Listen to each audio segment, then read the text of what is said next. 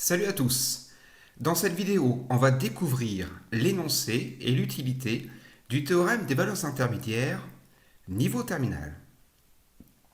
Alors pour commencer, je vais appeler f une fonction définie sur un intervalle AB et k un réel. Et je vais m'intéresser à l'équation f de x est égal k. Et la question que je me pose, c'est quelles conditions je dois poser sur la fonction f pour que l'équation f de x est égal k admette au moins une solution.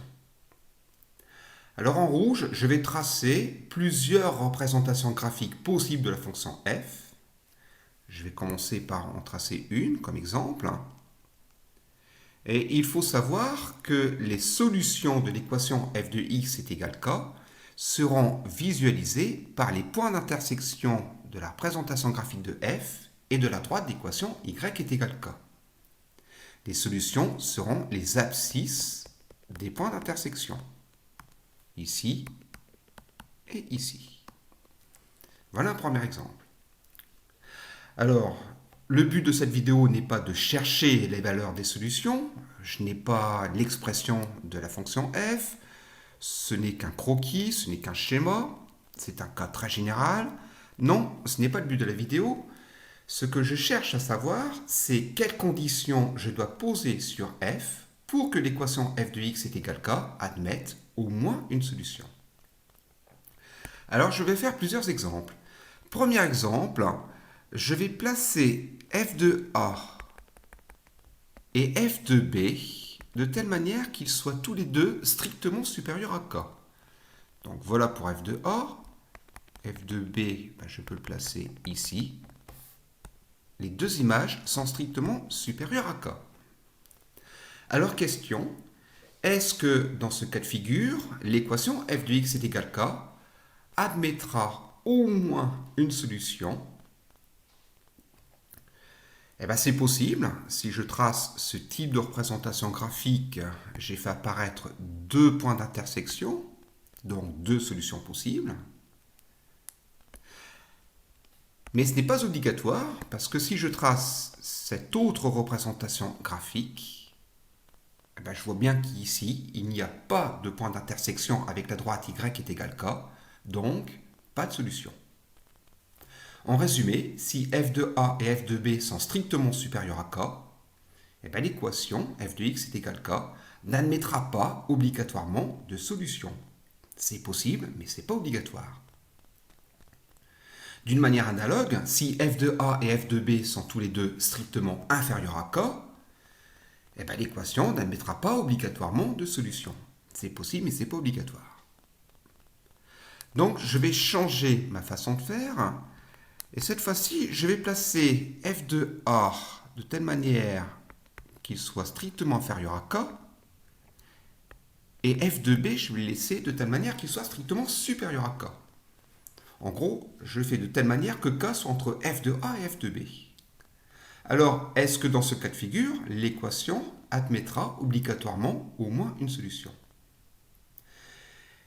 Eh bien, on pourrait avoir tendance à dire oui hâtivement et se dire il y a une image en dessous de k, une autre au-dessus, donc si je trace un exemple de représentation graphique, eh bien, je vais être obligé d'avoir un point d'intersection. On pourrait penser ça, mais si je vous donne cet exemple-là, voilà le début d'une représentation graphique, et là je continue comme ceci, et bien ici, on s'aperçoit qu'il n'y a pas de point d'intersection avec la droite d'équation y est égal k. Je viens de vous proposer une représentation graphique de la fonction f qui n'a pas de point d'intersection, donc l'équation f de x est égal k n'a pas de solution. Ce qui veut dire qu'il me faut une ou plusieurs conditions nécessaires. Ici, vous l'avez deviné, pour dessiner cette représentation graphique, j'ai dû à un moment donné lever le stylo. Et pour avoir un point d'intersection, ce qu'il faudrait, c'est que je puisse faire une représentation graphique, mais sans lever le stylo. Voilà, je commence comme ceci. Et là, je continue sans lever le stylo, et je n'ai pas d'autre choix que de créer un point d'intersection. Voilà, là, j'ai bien un point d'intersection. Quelle est la différence avec la dernière représentation graphique? Ben là, je n'ai pas levé le stylo, j'ai tracé une représentation graphique d'un seul tenant. Alors, petite question de cours, comment appelle-t-on une fonction dont la représentation graphique se trace d'un seul tenant, ou en d'autres termes, une fonction dont la représentation graphique se trace sans lever le stylo? C'est une question de cours. Ce type de fonction s'appelle une fonction continue.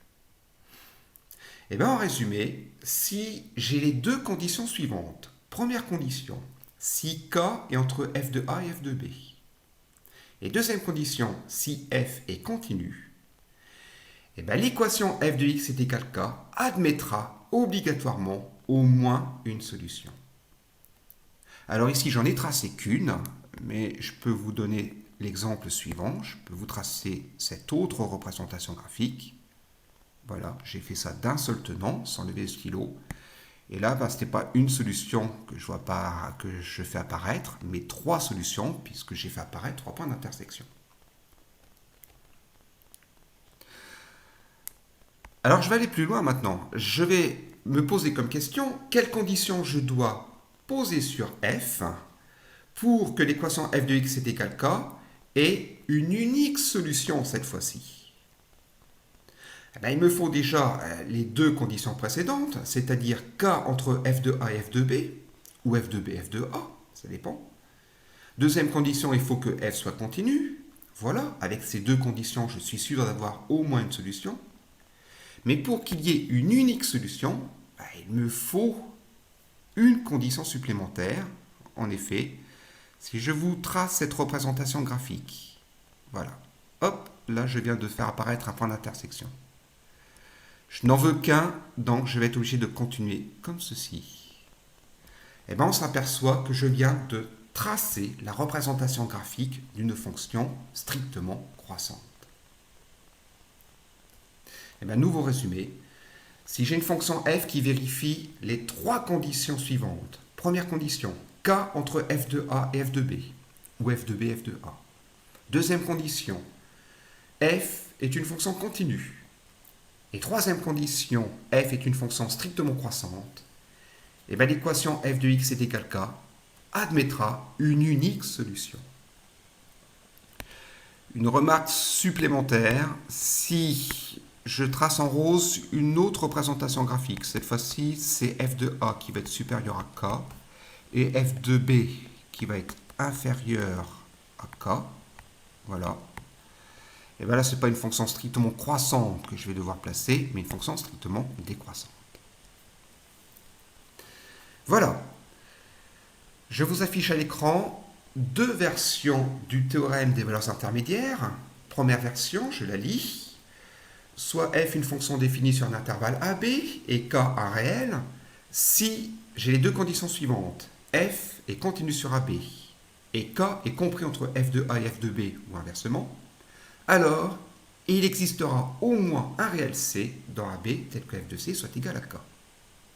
Avec ces deux conditions, j'ai l'existence d'au moins une solution. Deuxième version, soit f une fonction définie sur un intervalle AB, k un réel, si j'ai les trois conditions suivantes cette fois-ci. F est continu sur AB, k est compris entre f de a et f de b, ou f de b et f de a. On retrouve les deux conditions précédentes. Et si en plus f est strictement monotone sur AB, c'est-à-dire strictement croissante ou strictement décroissante, alors il existera un unique réel C dans AB tel que f de C est égal à k. En d'autres termes, alors l'équation f de x est égal à k admettra une unique solution. Voilà. À quoi sert le théorème des valeurs intermédiaires? Eh bien, à prouver que l'équation f de x est égal à k admet au moins une solution, ou bien à prouver que cette équation admet une unique solution.